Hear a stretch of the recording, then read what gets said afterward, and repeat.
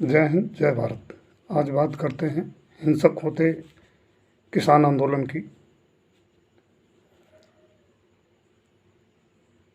ये तो कन्फर्म है कि किसान आंदोलन नहीं है, क्योंकि भारत के इतिहास के अंदर अब तक किसान आंदोलन कई हुए, लेकिन कोई भी आंदोलन हिंसक नहीं हुए।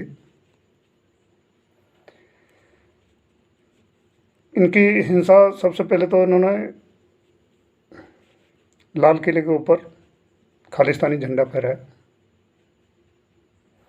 उसके बाद लखीमपुर हिंसा, उसके बाद और भी कितने वीडियो आए जिनमें से कुछ अश्लील भी थे।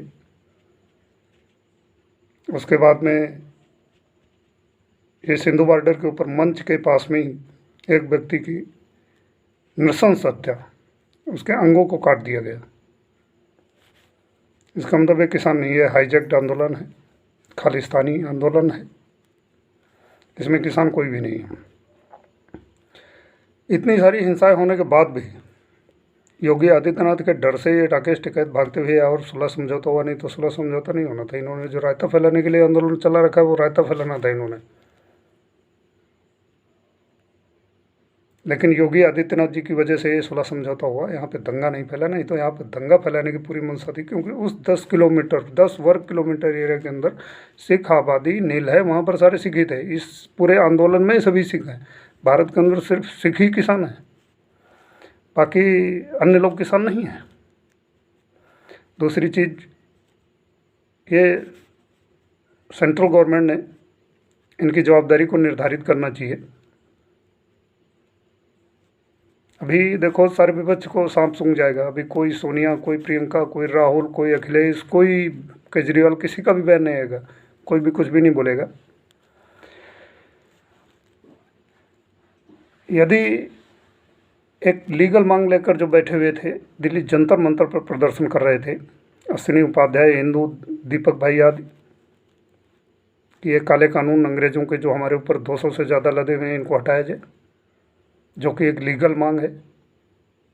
उसके अंदर फटाफट पुलिस उठा ले जाती है उन लोगों को, क्योंकि वो राष्ट्रभक्त हैं, राइट विंगर हैं। उसमें यदि प्रायोजकों की जवाबदारी थी उस केस में, तो इस केस में जवाबदारी किसकी? प्रायोजकों की ही है। इनको बुक करना चाहिए, लीगल प्रोसीडिंग इनके ऊपर करनी चाहिए सेंट्रल गवर्नमेंट ने। अभी देखो, सबसे पहली बात तो ये 20,000 करोड़ रुपए की मार्केट, सू मार्केट का सत्यानाश कर रहे हैं, जो कि चाइना कवर करता है। तो ये आंदोलन किसान आंदोलन न होकर ये चाइनीज़ आंदोलन है। इनके फंड की भी जांच होनी चाहिए। इनको कांग्रेस ही सपोर्ट कर रहे हैं मेनली, तो कांग्रेस का प्रेम, चाइना प्रेम जग जाहिर है।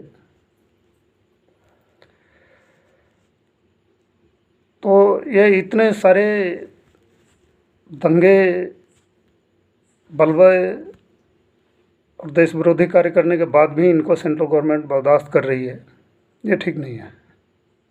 नहीं तो इसका सारा दोष सेंट्रल गवर्नमेंट के सिर पे जाएगा। ये कोई कानून विरोधी किसान आंदोलन नहीं है, ये किसी कानून का विरोध नहीं करना है। ये लोग मोदी का विरोध कर रहे हैं, बीजेपी का विरोध कर रहे हैं और देश का विरोध कर रहे हैं।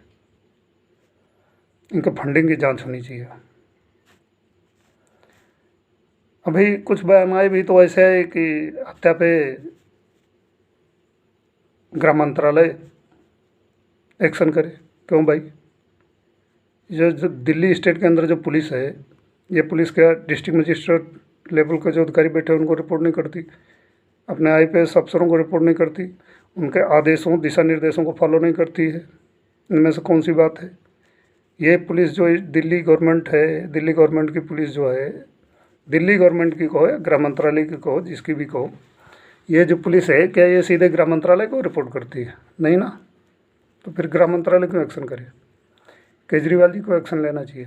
लेकिन केजरीवाल जी खुद लेफ्टिस्ट टाइप के आदमी हैं, ये क्या किसी पे एक्शन लेंगे? इन्होंने कन्याकुमारी के समय में कितना टाइम लगाया कि चार्जशीट फाइल ना हो, कुछ हो ना। अभी देखो, कोई भी विपक्षी दल नज़र नहीं आएगा, क्योंकि ये सब रायता फैलाने के लिए। ये यूपी में जो इलेक्शन है, योगी आदित्यनाथ जी को और किसी तरीके से टक्कर दे नहीं सकते। उनके कामों को झुटलाया जा नहीं सकता। ग्राउंड में दिखाई देते हैं सारे काम, और जनता सारे काम जानती है। तो ये तरह तरह के बहाने ढूंढ रहे हैं इनको बदनाम करने के लिए, जबकि सारे प्रोजेक्ट अभी तक तो इनके फेल होते आए हैं जो इस टाइप के प्रोजेक्ट थे। और ये प्रोजेक्ट भी ज़्यादा दिन चलने वाला नहीं है, अभी फेल हो जाएगा। योगी आदित्यनाथ जी को दोबारा यूपी में सीएम बनने से कोई रोक नहीं पाएगा।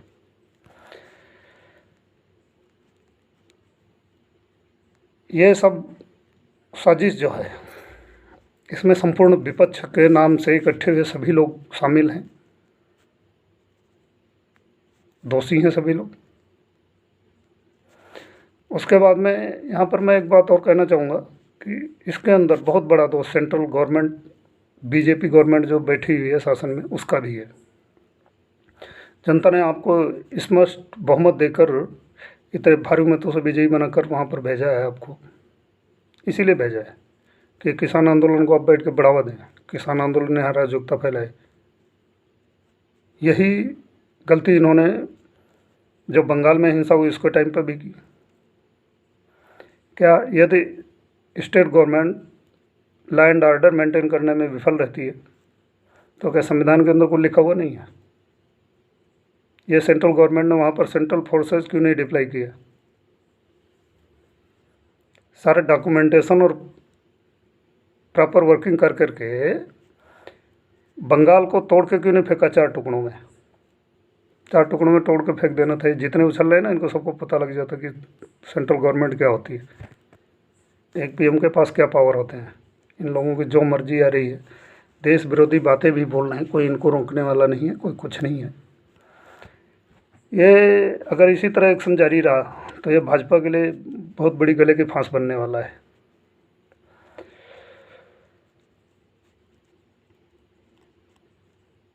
बीजेपी का ये जो नपुंसकतापूर्ण रवैया है, तुम्हारी विदेश नीति से और देश नीति से जो फ़ायदा हमें पहुंच रहा है वो हमारे लिए तभी लाभदायक है जब हम यहाँ पर सुरक्षित रहेंगे, देश के अंदर शांति व्यवस्था कायम रहेगी। अगर देश के अंदर राइट्स हो रहे हैं, बलबे होने शुरू हो जाएं, इस तरह लोग अराजकता का माहौल फैलाना शुरू कर दें, इन लोगों की कोई जवाबदारी स्टेट गवर्नमेंट निर्धारित नहीं कर रही है। और वो लोग जो लीगल मांग लेकर बैठे हुए थे, अश्विनी उपाध्याय, आज़ाद हिंदू भाई, उनका फटाफट टांग के जेल पहुँचा दिया।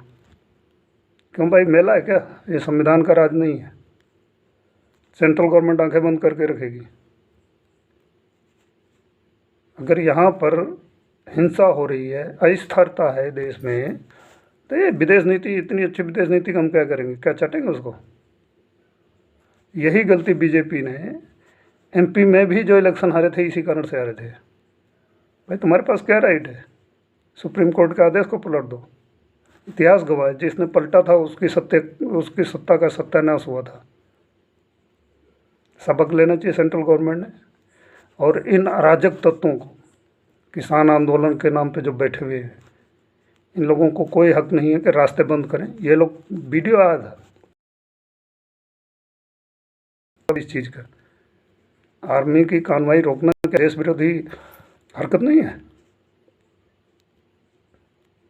कौन सा हक है इनको राष्ट्रीय सुरक्षा के साथ खिलवाड़ करने का?